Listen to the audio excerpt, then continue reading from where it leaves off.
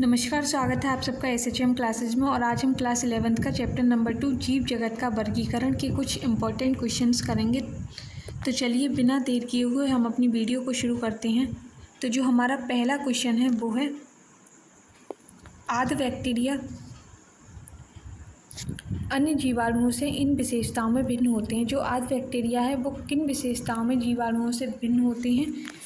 भिन्न कोशिका भित्ति संरचना। तो ये बात क्या है, बिल्कुल सही है। तो हमारा जो सही ऑप्शन होगा वो होगा ऑप्शन नंबर 1, आनुवांशिक पदार्थों की संरचना। तो ये गलत हो जाएगा। वास्तविक केंद्रक, ये भी क्या हो जाएगा, गलत हो जाएगा। जो आदि बैक्टीरिया में हलोफी होता है वो लवणीय क्षेत्र को दर्शाता है, और जो थर्मो एसिडोफाइल्स होते हैं वो गर्म झरने को दर्शाते हैं। मिथेनोजेंस कच्छ क्षेत्र को दर्शाते हैं। और ये सब किस में आते हैं? ये सब आदि बैक्टीरिया में आते हैं। बढ़ते हैं हम अगले क्वेश्चन की तरफ। निम्नलिखित में से कौन सा सही है? हमें देखना है कि कौन सी बात सही है। तो जीवाणु सबसे प्रचुर मात्रा में पाए जाने वाले सूक्ष्मजीव हैं। ये बात क्या है, सही है। जीवाणु व्यक्तिगत रूप से सबसे व्यापक उपापचयी विविधता प्रदर्शित करते हैं। तो ये क्या है, ये गलत है। जीवाणु व्यवहार में सबसे सरल लेकिन संरचना में जटिल होते हैं। ये भी क्या है, ये भी गलत है। जीवाणु प्रकाश संश्लेषी सपोषी या रसायन संश्लेषी सपोषी हो सकते हैं। तो ये बात क्या है, सही है। जो जीवाणु होते हैं वो प्रकाश संश्लेषी या रसायन संश्लेषी सपोषी होते हैं। तो इसमें जो हमारा सही ऑप्शन होगा वो होगा केवल ए और डी क्या है, हमारा सही है, यानी कि ऑप्शन नंबर 3 हमारा सही है। बढ़ते हैं अगले क्वेश्चन की तरफ। एक कवक को शुरू में ड्यूटेरोमाइसिटीज यानी कि फंगाई इम्परफेक्ट के अंतर्गत वर्गीकृत किया गया था, क्योंकि इसकी केवल अलैंगिक अवस्था ज्ञात थी। बाद में ये पाया गया कि ये एसाई एक वचन एस्कस के अंदर लैंगिक बीजाणु उत्पन्न करता है। इसकी खोज के आधार पर इस कवक को निम्नलिखित श्रेणियों में पुनर्वर्गीकृत किया जाना चाहिए। एक कवक था, उसको शुरू में तो हमने ड्यूटेरोमाइसिटीज़ में रखा था, जो फंगाई इम्परफेक्ट के अंतर्गत आता है, क्योंकि इसकी हमें क्या अलैंगिक अवस्था ज्ञात थी। बाद में हमें इसकी एस्कस के अंदर अलैंगिक बीजाणु उत्पन्न करता है, ये भी पता चला। तो ये किसके अंदर वर्गीकृत किया गया, ये करा गया एस्कोमाइसिटीज़ के अंदर। तो यानी कि इसका जो सही ऑप्शन होगा वो होगा एस्कोमाइसिटीज़। एस्कस एस्कोकार मतलब एस्कोमाइसिटीज़। बढ़ते हैं हम अगले क्वेश्चन की तरफ। नीचे दो कथन दिए गए हैं, एक को अभिकथन और दूसरे को कारण कहा गया है। अभिकथन है, ड्यूटेरोमाइसिटीज़ के आमतौर पर अपूर्ण कवक के रूप में जाना जाता है। तो ये बात क्या है, बिल्कुल सही है। जो ड्यूटेरोमाइसिटीज़ होता है उसको हम अपूर्ण कवक के रूप में जानते हैं। इसका कारण है, ड्यूटेरोमाइसिटीज़ में केवल अलैंगिक या कायिक प्रवस्था ही ज्ञात है। तो ये बात भी बिल्कुल सही है, हमें केवल अलैंगिक और कायिक प्रवस्था ही ज्ञात होती है। तो इसका जो दोनों ही बातें सही हैं और कारण भी क्या है, सही व्याख्या कर रहा है। तो इसका जो सही ऑप्शन होगा वो होगा ए और आर दोनों सत्य हैं, और आर ए की सही व्याख्या है, यानी कि ऑप्शन नंबर 4 इसका क्या है, सही है। बढ़ते हैं हम अगले क्वेश्चन की तरफ। मवेशियों में मैड काउ रोग एक ऐसे कारक का कारण होता है जिसमें बहुफलकीय रूप से व्यवस्थित प्रोटीन होता है। ये बात क्या है, गलत है। बैक्टीरिया से छोटे आकार का होता है। तो ये बात बिल्कुल सही है, बैक्टीरिया से ये छोटे आकार का होता है। असामान्य रूप से मुड़ा हुआ प्रोटीन होता है, यानी कि असामान्य रूप से ये मुड़ा हुआ प्रोटीन होता है, ये भी क्या है, सही है। तो हमारा इसमें जो सही ऑप्शन बनेगा वो बनेगा ऑप्शन नंबर 4। 2 और 3 दोनों ही बातें क्या हैं, हमारी सही हैं। बढ़ते हैं हम अगले क्वेश्चन की तरफ। नीचे दो कथन दिए गए हैं। कथन एक है, साइनोबैक्टीरिया में हरे पौधे के समान क्लोरोफिल ए होता है और ये प्रकाश संश्लेषक सपोषी होते हैं। ये बात क्या है, बिल्कुल सही है। कथन एक हमारा क्या है, सही है। कथन दो, सभी साइनोबैक्टीरिया हेटेरोसिस्ट नामक विशिष्ट कोशिका में वायुमंडलीय नाइट्रोजन का स्थिरीकरण कर सकते हैं। तो यहाँ पर सभी ना होकर कुछ साइनोबैक्टीरिया होते हैं। तो इसमें हमारा कथन एक सही है, लेकिन कथन दो क्या है, गलत है। तो हमारा जो सही ऑप्शन होगा वो होगा ऑप्शन नंबर 2। बढ़ते हैं हम अगले क्वेश्चन की तरफ। ये मैचिंग है हमारी। निम्नलिखित का सही मिलान ज्ञात कीजिए। तो जो 1983 है वो है बाल्यन पुरस्कार। 1999 क्राफोर्ड पुरस्कार। 1969 5 जगत वर्गीकरण प्रणाली, यहाँ पर 5 होगा। 1935 विषाणु का क्रिस्टलीकरण हुआ था और 1971 बायरॉइड्स की खोज हुई थी, यानी कि A5, B4, A, B, C, D और E। तो इसमें जो सही ऑप्शन होगा वो होगा हमारा ऑप्शन नंबर 3, यानी कि A4, A5, B4, C third, D second, E1। बढ़ते हैं हम अगले क्वेश्चन की तरफ। 5 जगत वर्गीकरण के मुख्य मानदंड हैं, यानी कि जो 5 जगत वर्गीकरण है उसके मुख्य मानदंड कौन से हैं? पोषण, विधि, प्रजनन, ये भी सही है। कोशिका संरचना और शारीरिक संगठन, ये भी है। जाति, वृत्तीय संबंध, ये भी है, यानी कि सभी बातें सही हैं। तो हमारा जो सही ऑप्शन है वो है ऑप्शन नंबर 4। बढ़ते हैं हम अगले क्वेश्चन की तरफ। क्राइसोफाइट्स के बारे में निम्नलिखित में से कौन सा कथन गलत है? जो क्राइसोफाइट्स हैं उनके बारे में क्या गलत है? क्राइसोफाइट्स में डायटम और स्वर शैवाल शामिल हैं, तो ये बात सही है। क्राइसोफाइट्स मीठे पानी के साथ साथ समुद्री जल में भी पाए जाते हैं, तो ये बात बिल्कुल सही है। जो क्राइसोफाइट्स होते हैं वो शुद्ध जल और समुद्री जल में भी पाए जाते हैं। ये सूक्ष्म जीव होते हैं और जलधारा के विपरीत सक्रिय रूप से तैरते हैं। तो ये सूक्ष्म तो होते हैं लेकिन जलधारा के विपरीत सक्रिय रूप से नहीं, निश्चेष्ट रूप से तैरते हैं, यानी कि ये पैसिवली तैरते हैं। पैसिव में यानी कि निश्चेष्ट रूप से तैरते हैं। तो हमारा जो सही गलत ऑप्शन होगा वो होगा ऑप्शन नंबर 3। तो जो हमारा सही ऑप्शन बन जाएगा वो बनेगा ऑप्शन नंबर 3, क्योंकि ये क्या है, ये सक्रिय यहाँ पर गलत दे रखा है। बढ़ते हैं हम अगले क्वेश्चन की तरफ। इग्लिनोइड्स में कोशिका भित्ति के बजाय प्रोटीन युक्त परत होती है, इस परत को कहते हैं, जो इग्लिनोइड्स होती है उसमें कोशिका भित्ति के बजाय प्रोटीन युक्त परत होती है, उसको हम क्या कहते हैं? उसको हम पेलिकल कहते हैं। और जो सेल्यूलोज होती है वो डाइनोफ्लैजिलेट में पाई जाती है, और जो काइटिन होती है वो किस में? फंगाई में पाई जाती है।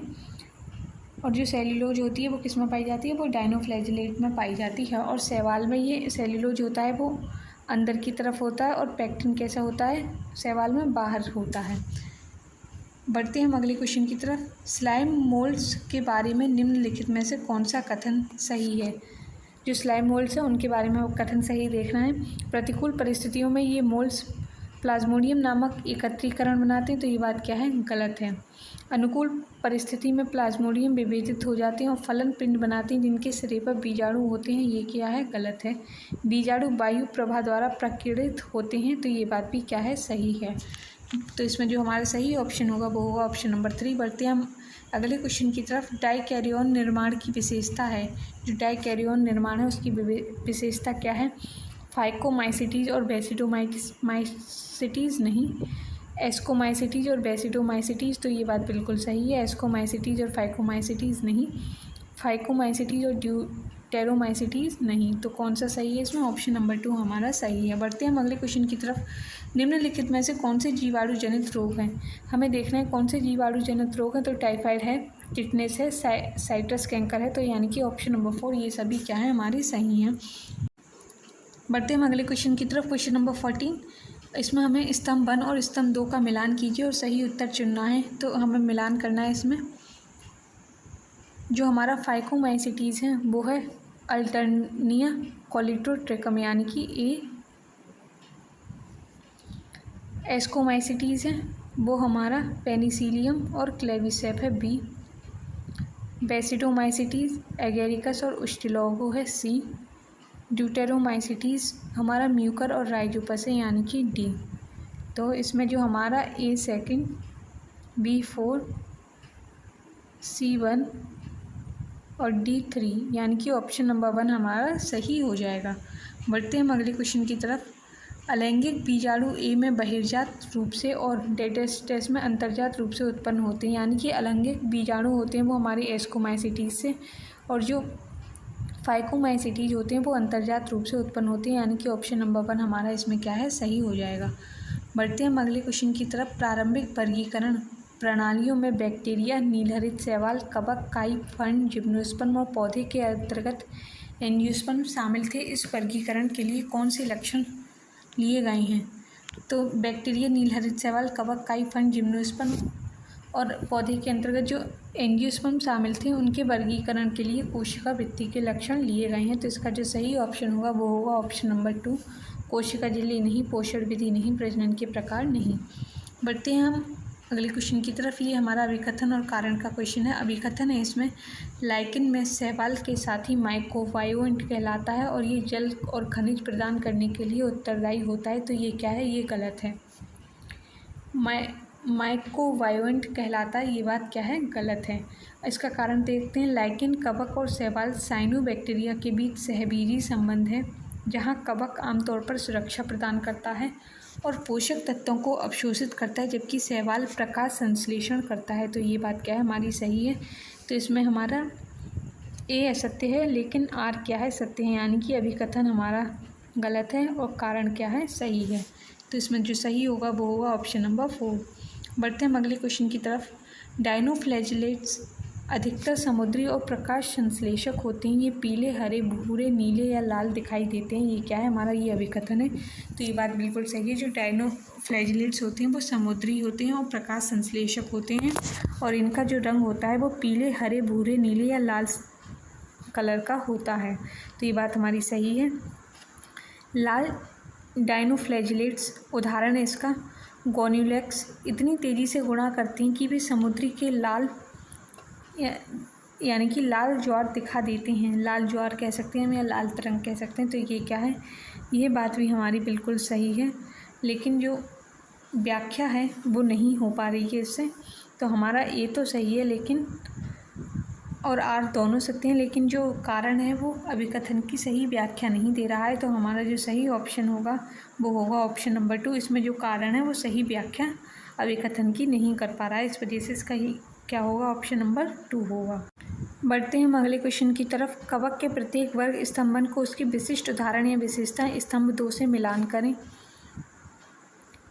स्तंभ 2 से मिलान करें। स्तंभ 1 और स्तंभ 2 है। स्तंभ 1 में कवक वर्ग है और दूसरे में उदाहरण और विशेषता दे रखी हैं।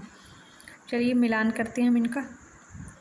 फाइकोमाइसिटीज़ क्या होता है, ये राइजोपस एक कोइनोसाइट ब्रेड मोल्ड है, यानी कि फर्स्ट का ए यहाँ भी है और यहाँ भी है। एस्कोमाइसिटीज़ पेनिसिलियम, कोनिडिया और एंटीबायोटिक्स उत्पन्न करता है, यानी कि सी। तो इसका सेकंड का सी यहाँ है, यहाँ नहीं है। तो ये ऑप्शन गया, ये गया, ये गया। हमें मिलान अपनी मिल गई कि हमारा ऑप्शन नंबर सही है। तभी हम देख लेते हैं। बेसिटोमाइसिटीज़ प्यूकिनिया गेहूँ में रेतु का रोग उत्पन्न करता है, यानी कि बी। ड्यूटेरोमाइसिटीज़ अल्टरनेरिया होता है, केवल अलैंगिक अवस्था ज्ञात करता है। तो इसका जो सही ऑप्शन होगा वो होगा ऑप्शन नंबर 1, फर्स्ट का ए, सेकंड का सी, थर्ड का बी और फोर्थ का डी। बढ़ते हैं हम अगले क्वेश्चन की तरफ। निम्नलिखित शब्दों को उनके सही विवरण से मिलान करें, यानी कि ये भी मिलान का है। स्तंभ 1 और स्तंभ 2 को हम देखते हैं। विषाणु